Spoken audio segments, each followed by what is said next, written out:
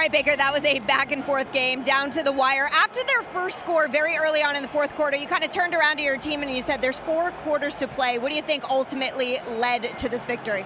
Just hanging in there. I think offensively, for me especially, real sloppy in the first half. Just not enough detail, and need to get touchdowns instead of field goals. And honestly, just execute better. And I think that just goes for everybody. We'll probably look at the tape and say, yeah, we just need to execute better on offense. And so missed a couple throws there that I'm not happy about, but that's why there's 4 quarters in a game. So as long as we hang in there together, and that's just the culture that we have in the building, and I love this group. The Tampa Bay Buccaneers, man, this is going to be such a fun team to watch this year. They've got an explosive offense, Baker has some new toys to play with, and they had a super dramatic win in week 1 against the Atlanta Falcons. And what I was most excited about was Emeka Egbuka. He was all over the place and marked his stamp in the league right away. He had 2 touchdowns and was just finding the gaps for the entire 60 minutes. Obviously, the Bucs made mistakes and did not play perfect football, but a win is a win, and this is going to be a great team. And in this video, I want to talk about the win, the standout players, and so much more. But before I begin, I would really appreciate it if you would drop a like and subscribe. It only takes 5 seconds, plus you can always change your mind. And we are on the road to 60,000 subscribers, and with your support, I believe that we can get there super fast. Alright, so this game started with fireworks as Falcons quarterback Michael Penix Jr. launched a 50-yard touchdown bomb to Bijan Robinson on just the 3rd play, immediately putting Tampa Bay on its heels. The Buccaneers rallied throughout though, but it was a hectic 4th quarter that defined the game. After falling behind 20-17, Tampa Bay answered with a masterful up-tempo drive led by Baker Mayfield. The defining play came with 59 seconds left. Facing pressure, Mayfield dropped a dime to rookie Emeka Egbuka for a 25-yard touchdown, putting the Bucs up by 3. But a missed extra point kept the Falcons in it, and Penix responded by marching Atlanta down to the Tampa Bay 30, but a review and loss of yards forced a makeable but difficult 44-yard field goal, and Younghoe Koo's kick sailed wide, sealing the win for Tampa. Baker Mayfield was of course the steady hand that guided Tampa to the comeback. His stat line was 17 for 32, 176 yards, 3 touchdowns, no interceptions, and a QB rating of 99.4. He showed balanced aggression and composure, continually finding ways to move the football in the game's key moments. He had a big play where he picked up a first down with his legs. He actually was the team's leading rusher, believe it or not, and his connection with multiple receivers, especially the newcomer in Emeka Egbuka and veteran Mike Evans, was super evident in his progression reads. Baker was particularly candid post-game, praising Egbuka's professionalism and quick development, noting that the rookie doesn't act like a rookie, and how critical he was in the victory. He also credited the offensive line for holding up against Atlanta's relentless pressure, and that O-line really allowed him to settle into a rhythm and lean on his weapons. As I mentioned, in just his first ever NFL game with Tampa Bay, Egbuka exploded for 2 touchdowns, including the game-winning TD. As mentioned, he demonstrated an uncanny ability to create separation, precise route running, and soft hands,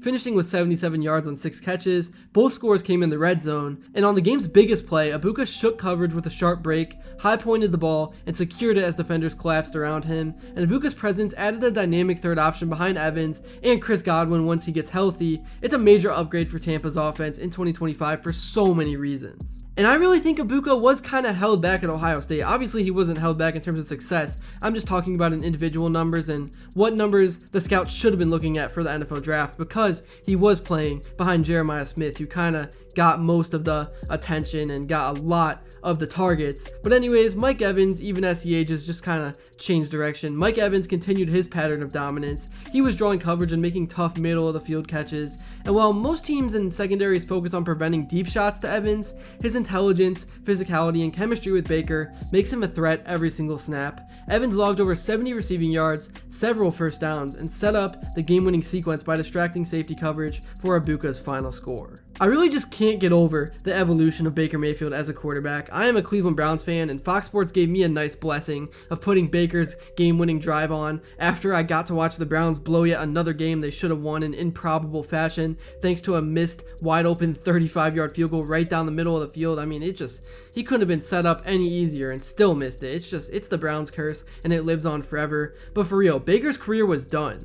He was seen as a short quarterback that would not be successful. He was on his last leg in Carolina on a nothing contract. Then the Buccaneers said why not and picked him up, and thanks to his drive and also the elite receivers the Bucs have and the coaching, he was able to completely revitalize and save his career.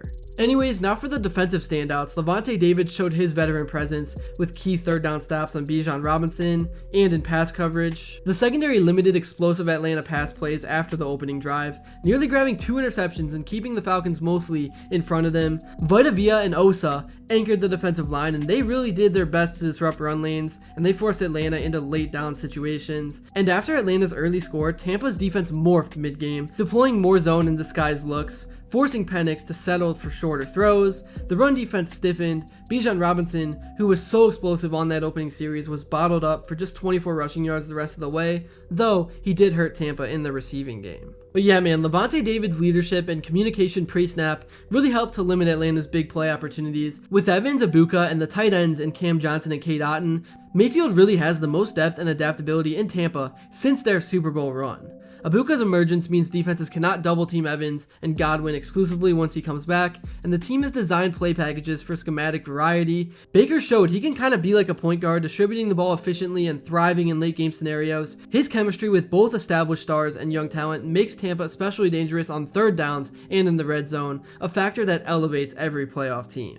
So to me, the Bucs have a top 15 caliber defense, or in other words, a top half of the league defense, with run stoppers like Vita Vea, edge rushers such as Joe, Tyrone, Shoyinka, and coverage assets like David and Watts. Todd Bowles' multi-look defense is difficult to prepare for, and if the pass rush remains consistent, Tampa will be tough to beat in close games, as we just saw, even though it was the offense that ultimately came through.